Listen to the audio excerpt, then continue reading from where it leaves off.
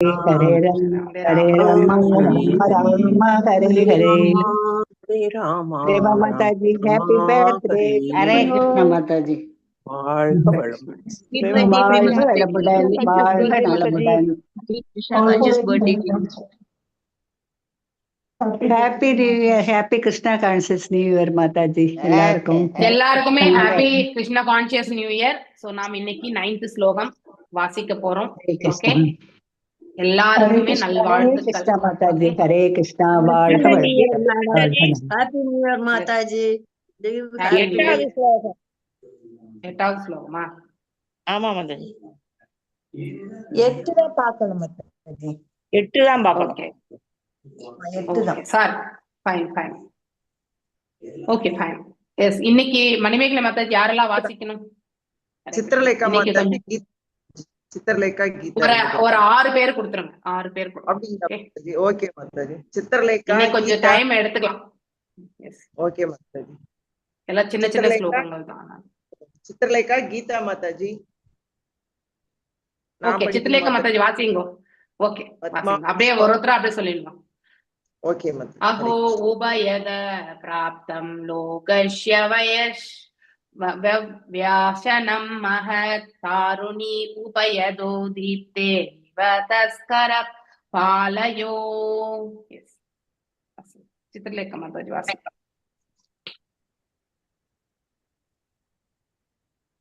சித்திரலேகா மாதாஜி, ஹரே கிருஷ்ணா. எல்லாரும் நியூ இயர்க்கு எல்லாம் வெளியில போயிருக்காங்க. ஏன் இவ்வளவு கம்மியா இருக்கு? 10-15 பேர் கம்மியா இருக்கீங்க கிளாஸ் இன்னைக்கு. ஹரே கிருஷ்ணா. புஷ்பா மாதாஜி, நேத்தே நம்ம இது ஸ்ரீரங்கப்பட்டினம், மைசூர் எல்லாம் போயிட்டு வந்துட்டேன் மாதாஜி. கிரேட். நிமிஷாம்பாள் கோவில் போயிருக்கீங்களா மாதாஜி? போயிருக்கு மாதாஜி. அங்க போனோம், Srirangapatnam. No issues. Yes, Chitralekha Mataji, Geetha Mataji வாசிங்கோ. சித்திரலேகா மாதாஜி அன்மியூட்ல தான் இருக்காங்க, ஏன் வாசிக்க மாட்டேங்கிறாங்க? சித்திரலேகா மாதாஜி அன்மியூட் பண்ணி வாசிங்கோ. ஹரே கிருஷ்ணா மாதாஜி. சித்திரலேகா மாதாஜி சொன்னேன், சித்திர கிருஷ்ண சேவினி மாதாஜி. அதனால நான் வேற யாரு இருக்கா சித்திரலேகான்னு யோசிச்சுட்டு இருக்கேன் மாதாஜி. சாரி. சேவினி மாதாஜி. ஹரே கிருஷ்ணா. பிரணாம் மாதாஜி. மன்னன் வேணனின் கொடுங்கோன்மை இணையும் கொடிய செயல்களையும் கண்டு முனிவர்கள் அனைவரும்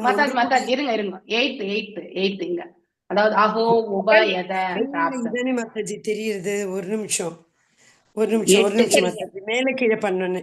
ஓகே, 8th. மாமுனிவர்கள் தங்களுக்குள் ஆலோசித்து கொண்டிருந்த பொழுது மக்கள் 2 நிலையிலும் அபாயத்திற்காளாகி இருப்பதை கண்டனர். இருதலை கொள்ளி எறும்பு போல் மிகவும் ஆபத்தான குழலில் சிக்கிக் கொண்டிருந்தனர் அவர்கள்.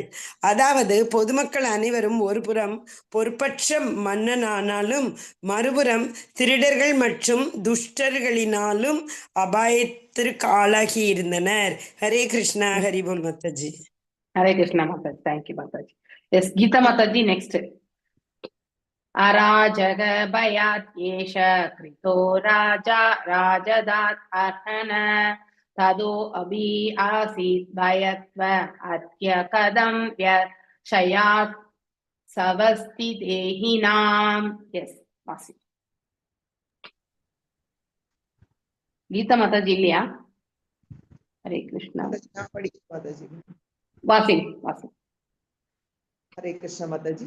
அராஜகா ஈஷ கிருதோ ராஜதத் அர்ஹணஹ ததோ அபி ஆஷீத் பயத்வ அத்ய கதம் ஸ்யாத் ஸ்வஸ்தி தேஹினாம்.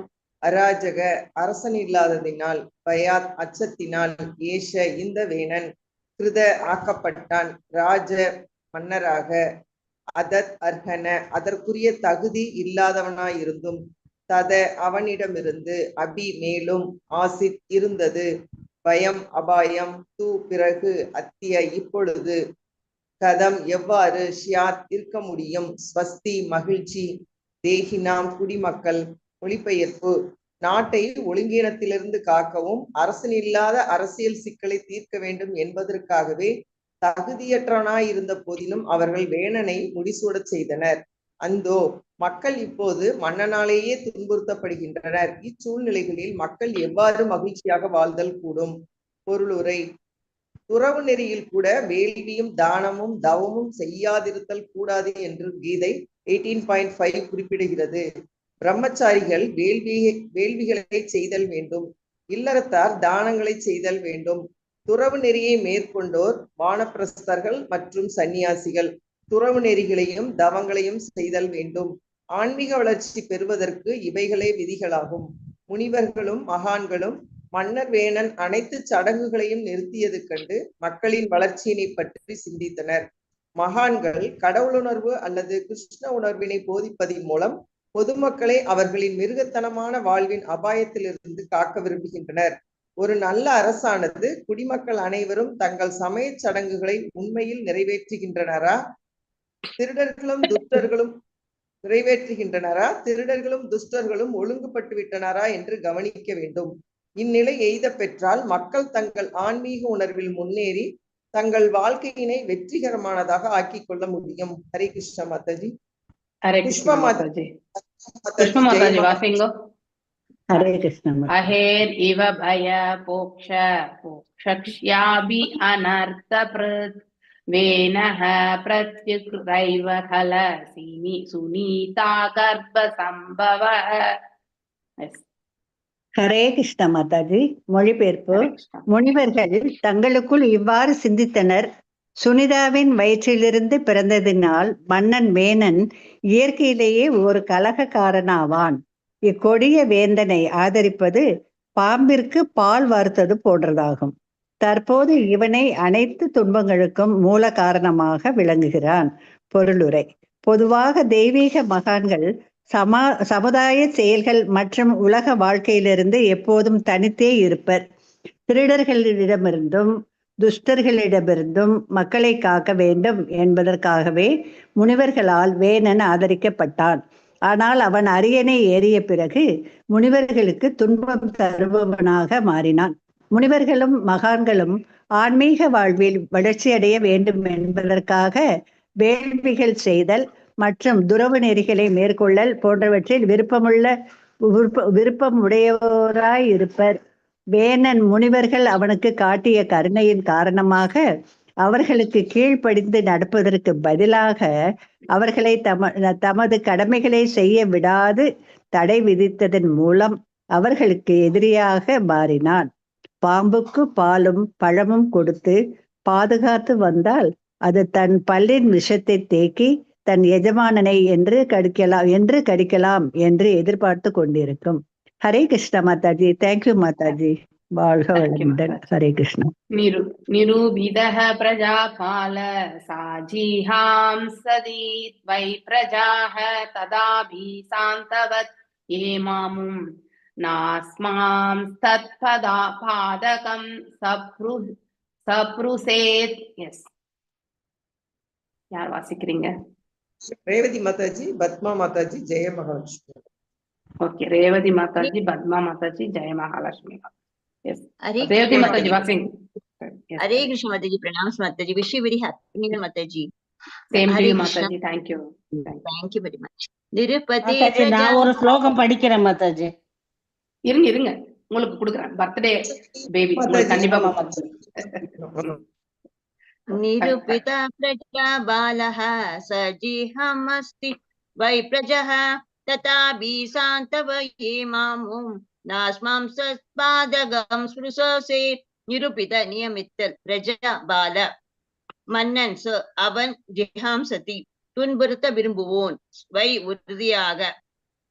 ததா அபிபதிலாக சாந்தவையுமே அவனை திருத்தி. ஆமும் அவனது. நா இல்லை அஸ்மன் நமக்கு. தத் அவனது. பாதகம் பாவத்தின் பலன். ஸ்பிருசுசே தொடுவது. மொழிபெயர்ப்பு: தாம் வேணனை இந்நாட்டில் குடிமக்களின் நலன்களை காக்க வேண்டும் என்பதற்காக அசனையாக்கினோம். ஆனால் அவனோ இப்போது குடிமக்களின் எதிரியாகி விட்டான். இக்குறைகளை செய்யலாம் தவிர்த்து மீண்டும் ஒருமுறை நாம் அவனை திருந்துவதற்கு முயல வேண்டும். இதனை செய்வதின் மூலம் அவன் செய்த பாவத்தின் பலன்கள் நம்மை அடையாதவாறு நாம் தப்பிக்கலாம். பொருளுரை: முனிவர்கள் அனைவரும் சேர்ந்து வேணனை மன்னனாக தேர்ந்தெடுத்தனர். ஆனால் அவன் தான் ஒரு கொடியவன் என்பதை நிரூபித்து விட்டான். ஆகையினால் முனிவர்கள் அவன் செய்த பாவங்களின் பலன்களை எண்ணி பயந்தனர். கர்ம விதியானது ஒருவனை கொடியவனுடன் தொடர்பு கொள்ள முடியாது என்று தடை செய்கிறது. வேணனை மன்னனை ஆக்கியதன் மூலம் முனிவர்கள் அவனோடு கொண்டிருந்த தொடர்பு உறுதி செய்யப்பட்டு விட்டது. மன்னன் வேணன் ஒரு கொடியவனாக இறுதியில் மாறியதனால் அவன் செயல்களின்மாக தம்மீது படிந்து விடுமோன்றென்று அம்முனிவர்கள் மிகவும் அஞ்சினர். அவனுக்கு எதிராக ஏதேனும் நடவடிக்கை எடுப்பதற்கு முன்னர் அவனது தீய செயல்களிலிருந்து அவனை தடுத்து திருத்த வேண்டும் என்று முனிவர்கள் முயற்சித்தனர். Hare Krishna Mataji. Thank you very much. Hare Krishna Mataji. Hare Krishna. Yes sir. Jaya Mahalakshmi Mataji வாசிங்க. தத் வித்வத்பீர் அசத் வ்ருத்தோ வேணோ அஸ்மாபி கிருதோ நிருபஹ சாந்த விதோபதினோ வாசம் நா கிரஹீஷ்யதி அதர்ம கிருத் லோக திக்கார சந்தவக்தம் தஹிஷ்யாம ஸ்வ தேஜசா. ஜெயமா மகாலட்சுமி மாதாஜி இல்ல மாதாஜி, பிரேமா மாதாஜி படிக்க சொல்லுங்க. அடுத்து பத்மா மாதாஜி.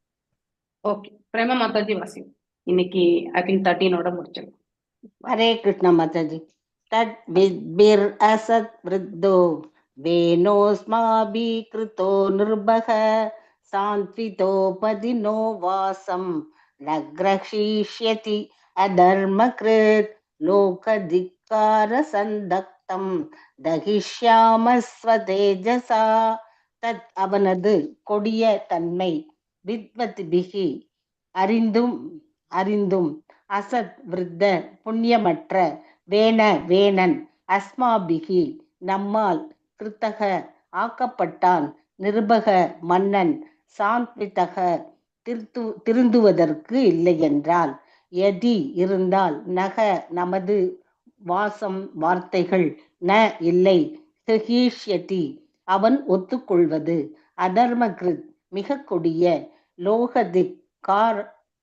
லோகதிக்கார பொதுமக்களின் கண்டனத்திற்கு, சந்தக்கம் எரிதல், தகிஷ்யாக நாம் எரிப்போம், ஸ்வ தேஜசா நமது தவ வலிமையினால். மொழிபெயர்ப்பு பொருளுரை ஸ்ரீல பிரபுபாதாக்கு ஜெய். தெய்வீக முனிவர்கள் இவ்வாறு சிந்தித்தனர். உண்மையில் நாம் அவனது கொடிய தன்மைகளை நன்கு அறிந்திருந்தோம். இருந்தும் அவனை நாம் அரியணை ஏற்றினோம். வேணன் தமது அறிவுரைகளை ஏற்றுக்கொள்ளுமாறு செய்ய முடியாவிட்டால் மக்களின் கண்டனத்திற்கு நிச்சயம் அவன் ஆளாவான். அப்போது நாம் அவர்களுடன் சேர்ந்து கொள்ளலாம். பிறகு நமது ஆன்மீக பலத்தினால் நாம் அவனை எரித்து சாம்பலாக்குவோம். பொருளுரை: பொதுமக்களின் நன்மையினையே எப்போதும் சிந்தித்துக் கொண்டிருந்தாலும் கூட மகான்களின் அரசியலில் ஆர்வம் காட்டுவதில்லை. எப்போதாவது சில வேளைகளில் தவறாக செயல்படும் அரசு அல்லது அரசனை திருத்துவதற்காக அவர்கள் அரசியல் களத்தில் இறங்குவது உண்டு. ஆனால் கலியுகத்தில் மகான்களெல்லாம் முன்பிருந்தது போல் அத்துணை ஆற்றல் மிக்கவர்களாக இல்லை. முன்பு அவர்கள் ஒரு பாவியை தங்கள் ஆன்மீக சக்தியினாலேயே எரித்துவிடக்கூடிய அளவிற்கு ஆற்றல் மிக்கவர்களாய் இருந்தனர். இவற்றை கலியுக பாதிப்பினால் மகான்களுக்கு அத்தகைய ஆற்றல் இல்லை. உண்மையில் அந்தணர்களிடம் விலங்குகளை பலியிட்டு அவற்றிற்கு புத்தியூர் நல்கும் வேள்விகளை செய்வதற்கும் இப்போது ஆற்றல் இல்லை. எனவே அரசியலில் ஈடுபடுவதிலும் ஹரே கிருஷ்ண மகாமந்திரத்தினை ஓதுவதில் மகான்கள் ஈடுபட வேண்டும். பகவான் சைத்தன்யரின் அருளினால் அம்மந்திரத்தை ஓதுவதன் மூலமே எந்தவித அரசியல் சிக்கலுமின்றி பொதுமக்கள் அனைத்து நன்மைகளையும் அடைவர். Hare Krishna Mataji. Thank you Mataji. Thank you Mataji. Padma Mataji last ஸ்லோகம். மணிமேகலை மாதாஜி. தேங்க்யூ. ஏவம்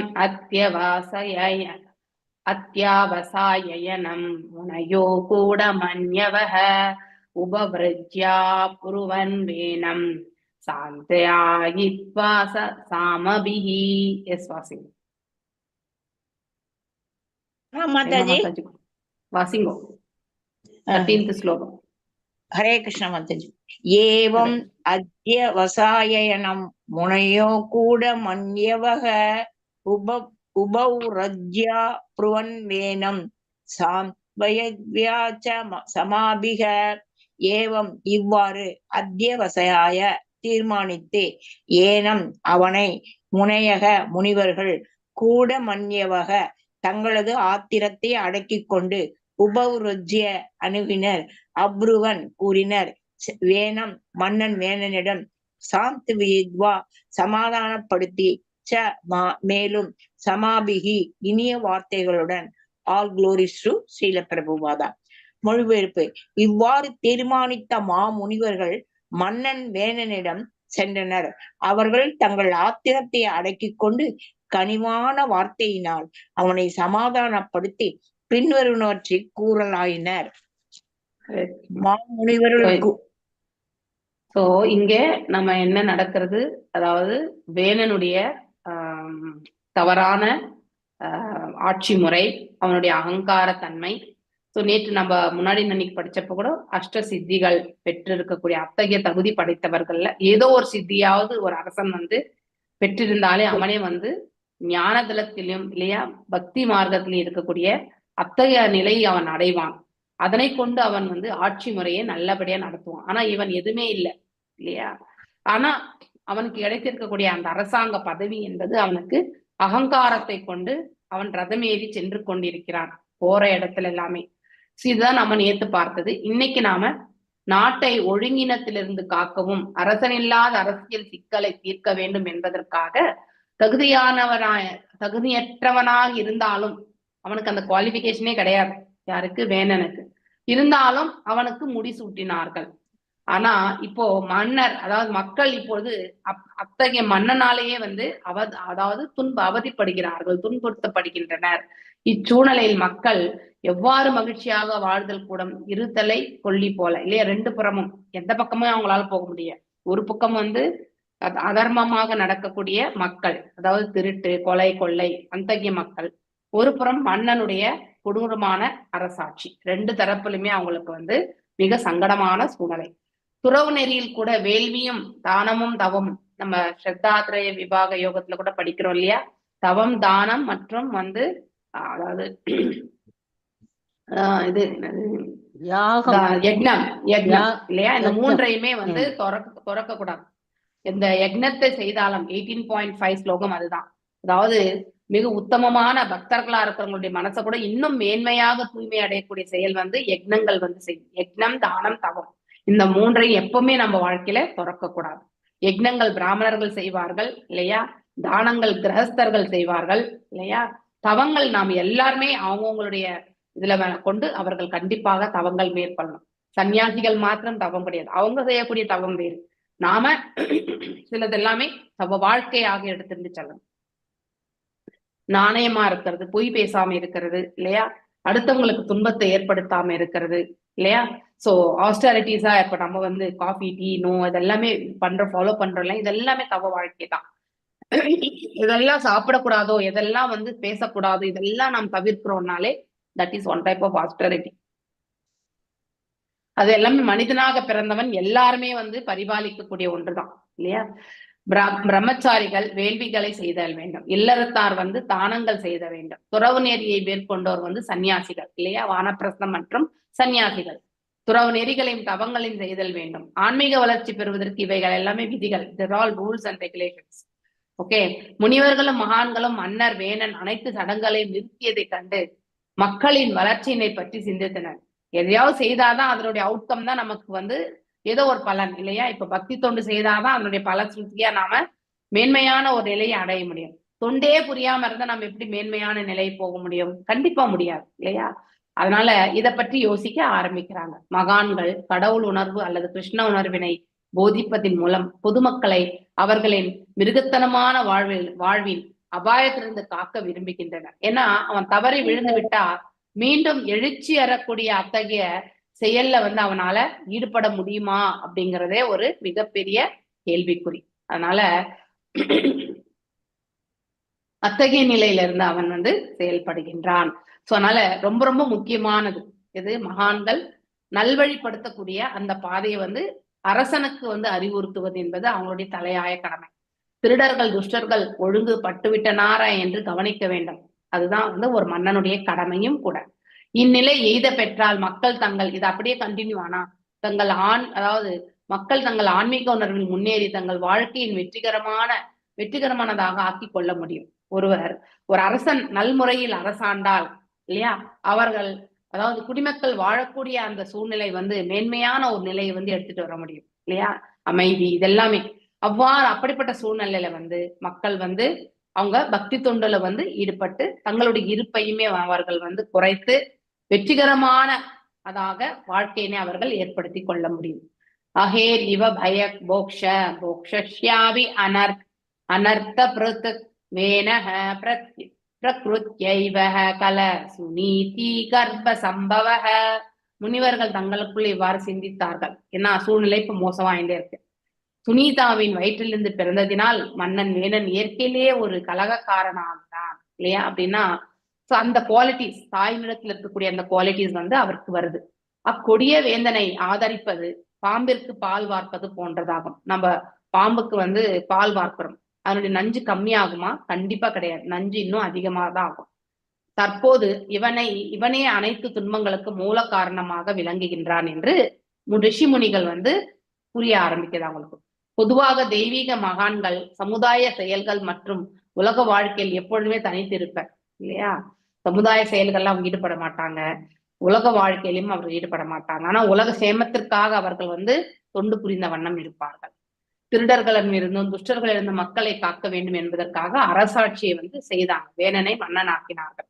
ஆனால் அவன் அரியணை ஏறிய பிறகு முனிவர்களுக்கு துன்பம் தருவானாக ஆகிவிட்டான். ஏன்னா அறப்பழக்கங்களையே வந்து நிறுத்தணும் அப்படிங்கிற ஒரு கட்டளையே எடுத்துட்டு வராம வந்து எந்த ஆஸ்டாரிட்டிஸுமே பண்ணக்கூடாது, தவம் தானம் அடுத்து வந்து யக்னங்கள் எதையுமே வளர்க்க கூடாதுன்னு சொல்றான்.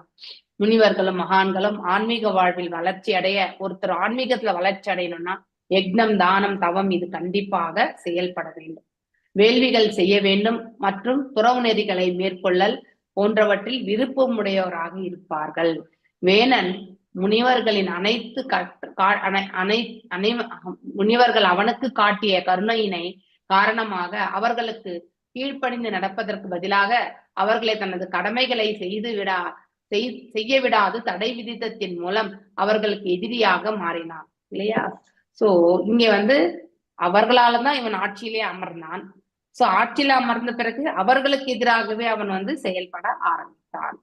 சோ பாம்புக்கு பாலும் பழமும் கொடுத்து பாதுகாப்பு வந்தால் அது தன் பல்லில் விஷத்தை தேக்கி கொள்ளும் இல்லையா, அந்த நஞ்சை வந்து தேக்கி வச்சிருக்கும்.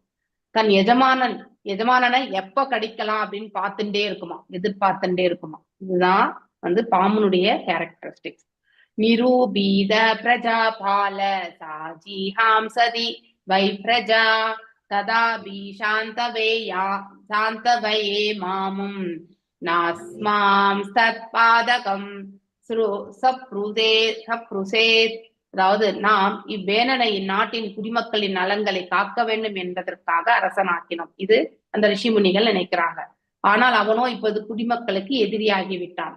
இக்குறைகளை எல்லாம் தவிர்த்து மீண்டும் ஒரு முறை நாம் அவனை திருத்துவதற்கு ஒரு ஆப்பர்ச்சுனிட்டி கண்டிப்பா இல்லையா கொடுக்கணும், திருந்துவதற்கு. இதனை செய்வதன் மூலம் அவன் செய்த பாவத்தின் பலன்களை நம்மை அடையாதவாறு நாம் தப்பிக்கலாம். ஏன்னா இந்த இடத்துல ஏன் ரிஷிமுனிகள் அவ்வாறு எண்ணுகிறார்கள் என்றால், அவனை அரசனாக்கியக்கூடிய அந்த கர்மம் என்பது அவர்களிடத்துல உண்டு இல்லையா. அந்த கர்மத்தினுடைய பந்தனத்தை அவர்கள் கண்டிப்பாக அனுபவிக்க வேண்டும் இல்லையா. சோ ஒரு கர்மத்தினுடைய பலன் நன்மையாக இருக்கும் பட்சத்துல நற்கர்மத்தை நாம அடைகின்றோம்.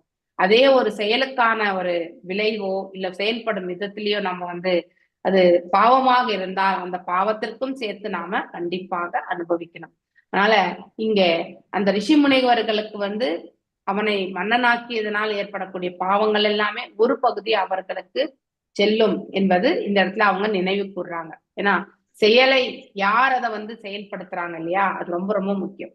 முனிவர்கள் அனைவரும் சேர்ந்து வேணனை மன்னனாக தேர்ந்தெடுத்தனர். ஆனால் அவனோ தான் ஒரு கொடியவன் என்பதை நிரூபித்து விட்டான்.